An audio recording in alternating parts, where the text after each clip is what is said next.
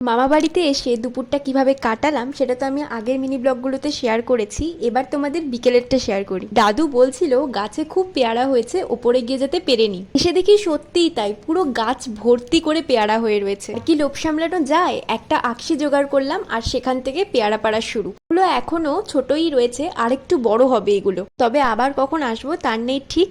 মা আর দাদু মিলে পারছিল আর আমি সব কোলে এক একটা করে রাখছিলাম। আগের বার যখন এসেছিলাম দেখছিলাম ডালিম গাছটার মধ্যে ছোট ছোট লাল লাল ফুল হয়েছে, এবার দেখছি কয়েকটা ডালিমও ধরেছে, তবে এখনো বেশ ছোট।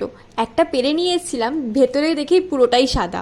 আর এই হলো কাঁঠাল গাছ, যেটার মধ্যে একটা কাঁঠাল হয়েছিল, দাদু আবার পেরে দিল ওটা। তাছাড়াও দুটো নারকেল, থানকুনি পাতা, তেলাকুচির ডাঁটা, কত কিছু দিয়েছে। পুকুরটা একবার দেখো কি সুন্দর লাগছে না। 5:30 মতো বাজতে যায়, এবার বাড়ি ফিরতে হবে। ফেরার আগে একটু কোল্ড ড্রিঙ্কস খেয়ে নিলাম আর মনটা পুরো ঠান্ডা করে বাড়ি ফিরলাম। মিনি ব্লগে দেখা হচ্ছে। ভিডিও ভালো লাগলে লাইক, কমেন্ট আর সাবস্ক্রাইব করে দিও।